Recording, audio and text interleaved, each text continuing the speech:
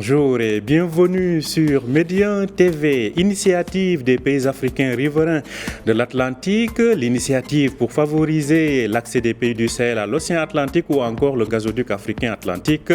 Nigeria, Maroc, après avoir réussi à se doter d'un port désormais au cœur du trafic maritime mondial en Méditerranée, je parle bien évidemment de Tanger Med, le Maroc se tourne vers l'Atlantique, une stratégie ambitieuse qui devrait commencer à se matérialiser avec le port de Dakhla Atlantique en construction. Justement, de cette stratégie maritime atlantique, nous allons parler avec notre invité. Il s'agit de Taoufik Benjebara. Il est stratège maritime que nous avons le plaisir de recevoir sur notre plateau. Bonjour à vous, Taoufik Benjebara, et merci d'avoir accepté notre invitation. Salam alaikum et merci de m'avoir invité. Je suis très heureux d'être avec vous et je salue votre auditoire, votre audience et tous nos amis des pays africains. Merci. Alors, de cette stratégie atlantique, nous allons parler. On se rappelle que cela a été donc évoqué lors des discours donc, du roi Mohamed VI. Alors vous, en tant que spécialiste, en tant que quelqu'un qui est actif dans le domaine du maritime, que vous inspire cette ambition atlantique du Maroc? En fait, je ne vais pas dire que ça m'inspire. Moi, je m'inscris dans les paroles de Sa Majesté et je les considère comme un ordre à réfléchir. Je me mets donc au garde à vous et j'ai mis mon cerveau depuis le 6 novembre au service de cette réflexion développée par Sa Majesté. Et je suis extrêmement enthousiaste et plus je creuse, plus je trouve qu'il y a du bien pour le Maroc et pour nos amis africains, pour ces 23 pays, pour nos amis du Sahel. Il y a effectivement quelque chose à construire ensemble de très positif pour cette génération et pour les générations futures. Alors, justement, comment passer de l'annonce des ambitions à la concrétisation de cette ambition? Selon vous, comment on va concrétiser cette ambition?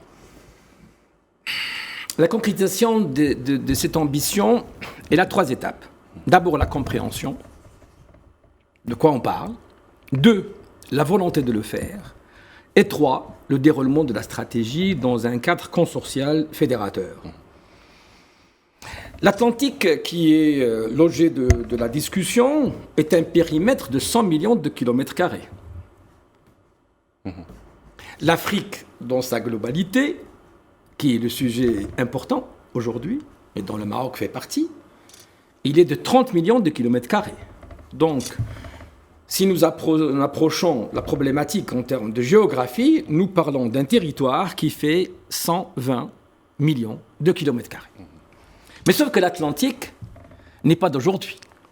Sa Majesté le Roi, Allah Yasro, il a eu un terme extrêmement intéressant durant ce discours du 6 novembre, c'est le terme de la géopolitique. La géopolitique pour l'environnement africain de la côte ouest. Alors cette géopolitique, elle a commencé, effectivement, depuis pratiquement un siècle, et qui a été commencée les États-Unis d'Amérique, avec le 26e président, Teddy Roosevelt. Il avait mis en application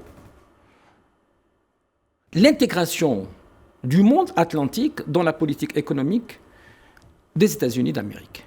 Et il avait carrément tracé une frontière dans l'Atlantique, où il avait partagé l'Atlantique avec une partie américaine et une partie qui était dévolue aux flottes anglaises qui contrôlaient un peu les mers à cette époque-là. Je suis maintenant dans l'époque du début du XXe siècle. Ça veut dire que nous nous inscrivons dans un environnement géopolitique qui est déjà bien travaillé depuis un siècle par tous les Européens, les Américains, aujourd'hui les Brésiliens, et maintenant les Africains en commun, ces 23 pays. Et ça a été initié par Sa Majesté. Donc nous sommes dans un environnement géopolitique bien maîtrisé. Alors maintenant, à partir de là, que faire? Alors le roi, il a été extrêmement exhaustif. Il a tout dit. Il a dit que la Méditerranée était ouverte sur l'Europe. Très bien.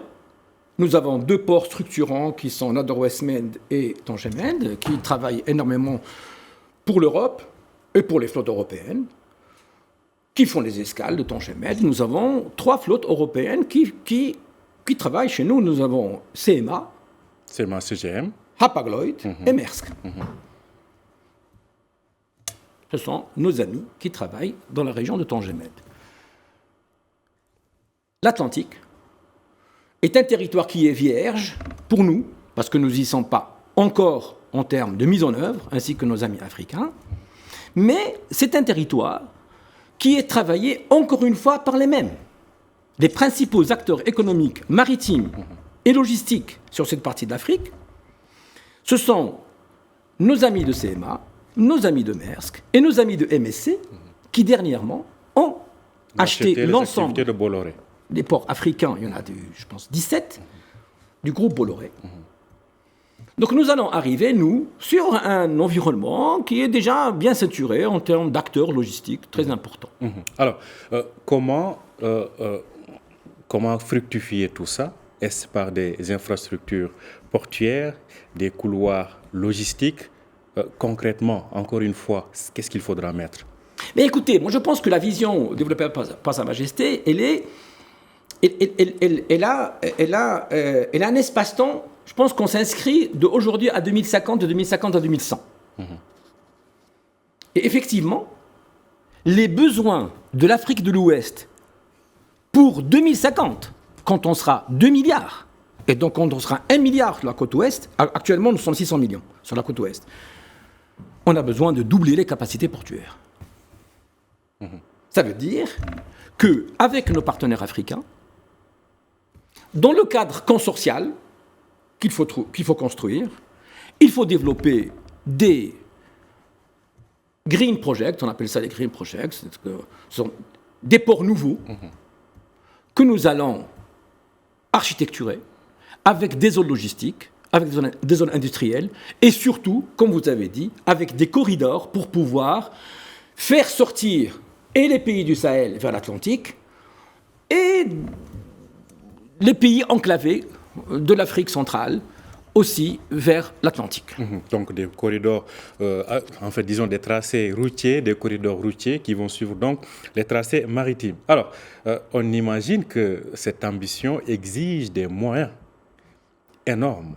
Alors, avec quels partenaires les concrétiser? Écoutez, c'est vrai, le nerf de la guerre, c'est l'argent. Mais le nerf de la guerre aussi, c'est une stratégie qui est claire et efficace. Et une stratégie qui va servir les prochaines générations. C'est ça le plus important.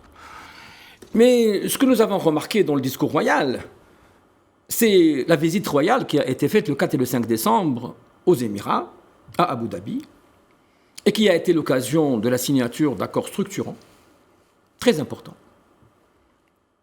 et que j'ai eu l'occasion de visiter dernièrement à Abu Dhabi. J'ai pu me sensibiliser aux enjeux énormes de cette amitié profonde, construite sur la confiance, qu'on peut construire avec nos amis d'Abu Dhabi et des Émirats, qui sont d'ailleurs présents en Afrique et qui ont aussi une volonté de développement en Afrique. Peut-être là... DP World, Dubaï, le concessionnaire, disons. Il y a deux acteurs logisticiens très importants aux Émirats. Vous avez nos amis de DP World, que nous connaissons très bien depuis 20 ans, puisqu'ils ont partenarisé avec nous sur des équations à Tanger-Med. Et nous avons les partenaires de AD Port, Abu Dhabi Port, qui sont des acteurs mondes très, très, très importants et très, très sérieux. Alors, je vous laisse continuer sur votre réflexion initiale. Oui. Ce partenaire-là, Émirati, a une vision monde qu'il est en train de développer. Et dans cette vision monde, il y a une partie Afrique. Et je pense qu'il y a un chemin à faire ensemble. Un chemin à faire ensemble. Alors, dans la partie de l'Afrique de l'Ouest. Sur l'Afrique de l'Est, c'est un autre chapitre où il y a une présence émirati qui est centenaire depuis l'Empire de Oman, que tout le monde connaît, sur la Tanzanie, sur la Somalie et sur l'Éthiopie. C'est un autre chapitre. On n'y est pas à ce chapitre, nous, on est sur l'Afrique de l'Ouest. Donc, comme vous le dites, donc, lors de la visite royale donc, à Abu Dhabi récemment, c'est en tout cas cette volonté, disons, de meubler la façade atlantique par des infrastructures portières a été évoquée, notamment le port d'Akhla Atlantique. Alors, il y a aussi le gazoduc, donc Nigeria-Maroc. On voit comment aujourd'hui le transport maritime est au cœur de la géopolitique mondiale avec ce qui se passe à Gaza et ses répercussions en mer Rouge. Et le Maroc s'est retrouvé au cœur de tout cela à travers donc ces demandes très fortes qui est adressée au port marocain. On voit donc qu'il fallait peut-être anticiper. Si on n'a pas anticipé, il faut aller vite. Selon vous, quelles sont les échéances maximales qu'il ne faudrait pas louper dans un proche avenir? Bab el-Mandeb, qui est de Djibouti, qui est la porte de Djibouti qui contrôle la mer Rouge. Bab el-Mandeb, c'est un fait qui est là et qui ferme et qui ouvre le trafic à travers le canal de Suez. Et le canal de Suez, c'est la Méditerranée, c'est Tanger Med et Algésiras. Ça veut dire que ce qui se passe à Bab el-Mandeb corrèle pratiquement à 100% ce qui se passe à Tanger Med. Donc ce stress qui est développé régulièrement à Bab el-Mandeb invite les armateurs. On est dans une politique armatoriale. Nous, les portuaires, ne sommes qu'une conséquence. Peut-être on abordera le chapitre de la flotte marocaine à construire, ou peut-être de la flotte africaine à construire. Et ça stimule le besoin de revisiter la route par l'Afrique du Sud et par le cap, ce qu'on appelle le cap de Good Hope, de Bonne Espérance, par le cap, la route sud-africaine. Contourner tout le continent africain. Oui, ce n'est pas interdit de le réfléchir, ça se pratique déjà maintenant, ça peut se pratiquer jusqu'à Lagos. C'est-à-dire qu'aujourd'hui, un calcul logistique depuis Singapour, depuis le détroit de Malacca, quand les bateaux quittent le détroit de Malacca, donc ils quittent l'Asie par le sud, ils peuvent aller irriguer l'Afrique de l'ouest en passant par le Cap Horn. D'accord, le dernier port étant Durban en Afrique du Sud. Et à partir de là, on peut arriver à Pointe-Noire, qui est le premier port de transbordement là-bas. Et je pense que là, il y a du développement à faire. À l'instar de Tanger Med, on peut peut-être remplir cette zone avec nos partenaires de cette région du monde par des ports de transbordement pour nous préparer à accueillir les tonnages de l'Asie qui passeraient par là. Mais oui, en termes de délai, selon vous? Les délais, c'est une stratégie qu'on peut mettre en place dès maintenant. Alors, cela dit, on le sait, c'est comme avoir un aéroport sans des avions. Quand on parle de cette fameuse flotte maritime, quel rôle cette flotte maritime aura à jouer? Parce que la marchandise est peut-être là. Quand on pense au Maroc, il y a l'OCP avec l'exportation des engrais et autres. Quel rôle cette flotte maritime aura à jouer, mais surtout comment mettre en place cette flotte maritime, ce qui est revenu d'ailleurs dans le discours royal. Tout à fait. La flotte maritime, dont les paroles de Sa Majesté, aussi loin que je puisse comprendre et très modestement, elle a une inclinaison de souveraineté. La flotte maritime va permettre au Maroc et aux pays africains associés d'être souverains dans leurs échanges et dans leur connectivité. C'est extrêmement fondamental. Maintenant, quand on dit souverain et indépendants dans leur connectivité, les paramètres mondiaux du contrôle des flottes, on est à 30%. Donc il faut viser pratiquement les 30% des tonnages qu'on peut véhiculer par une flotte africaine/marocaine. Voilà. Maintenant, vous me dites quels tonnages peuvent être mobilisés. Eh bien, c'est les tonnages de 2050. C'est-à-dire qu'il faut commencer aujourd'hui à initier une ossature de la flotte. Ici, au Maroc, nous avons besoin. Il n'y a aucun problème. Pourquoi? Parce que Dakhla est à 2000 km de Tanger. Bon.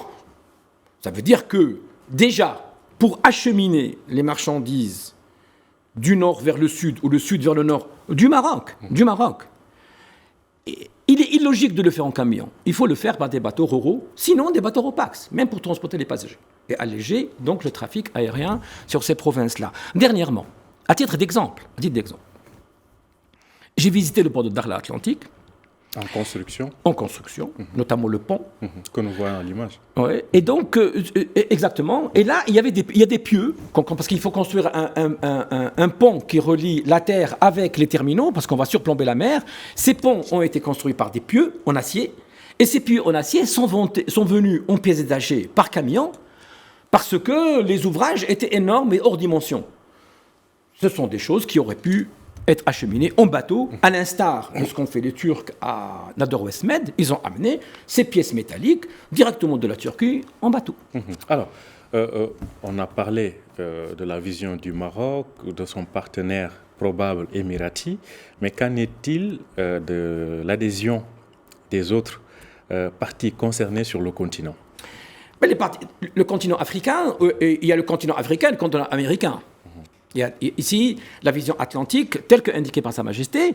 Il a indiqué le partenaire américain, donc il a dit une fenêtre sur l'Amérique, et cette Amérique est composée de deux superpuissances. Vous avez les États-Unis au nord et vous avez le Brésil qui est au sud. Le Brésil, d'ailleurs, il a brillé à la conférence de l'EUA à Addis Abeba. Le 37e sommet de l'Union africaine. Exactement.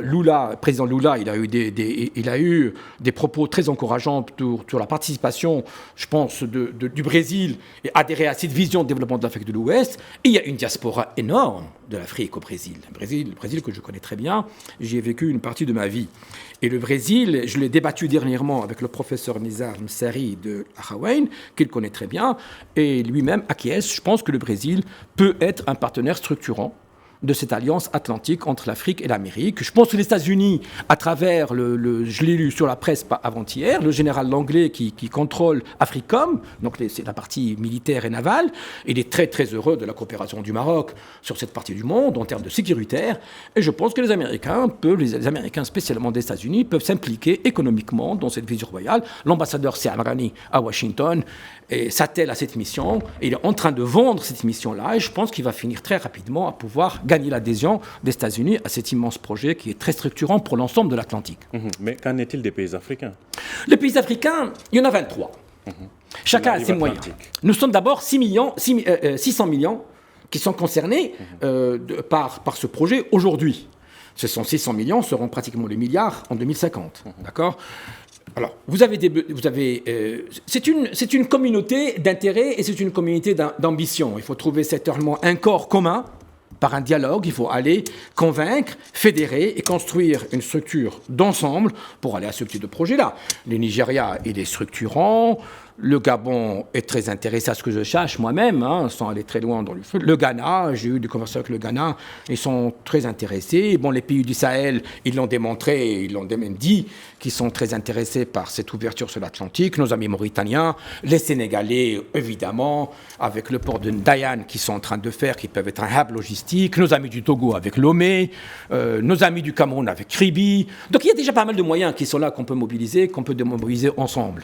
Je n'ai aucun doute que la volonté, il y est, et que tous, en fait, on doit s'atteler à la tâche, on n'a pas le choix. Alors, une dernière question, c'est l'expertise. Parce que quand on prend le cas du Maroc, on dit souvent que peut-être aujourd'hui, sur le portuaire, on a des experts, mais en termes de transport maritime, peut-être, beaucoup ne sont plus là. Oui. Alors, parlons de cette expertise-là assez rapidement. Écoutez, d'abord, je voudrais profiter de ce moment pour adresser mes condoléances à la famille de Ali Abdelmoula qui vient de quitter, le fondateur de Comarit et Comana Ferry. Il vient de quitter une semaine, Allah yarhamou. C'est vrai ce que vous dites là, nous avons depuis quelques années perdu, sans les remplacer, tous nos grands armateurs. Mais dernièrement, j'étais avec Benis à Agadir, qui est un armateur dédié au trafic des fruits et légumes.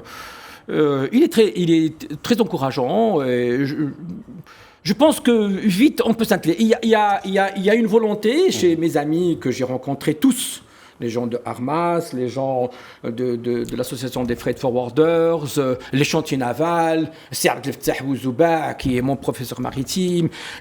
Il y a effectivement, tout le monde est aujourd'hui debout, tout le monde il est prêt à... On va s'y mettre, on va relever, Inch'Allah, le défi de Sa Majesté. Et puis vous avez l'école de la marine marchande, et puis vous avez la ressource de la flotte militaire marocaine, qui sont tous des navigants et qui peuvent soutenir, je pense, cet avènement de la flotte marocaine sans aucun problème. Merci à vous, Taoufik Benjebara. Je rappelle que vous êtes stratège maritime, donc pour nous avoir entretenus sur ce sujet passionnant, qu'on voit que cela vous passionne énormément, du maritime, notamment de cette stratégie donc, de l'Atlantique. Merci d'avoir accepté notre invitation. Merci à vous, c'est très gentil de votre part. Merci à vous aussi de nous avoir suivis. Je rappelle que vous pouvez retrouver cet entretien sur notre site www.medianews.com. Bonne journée, bonne suite de programme sur Média TV.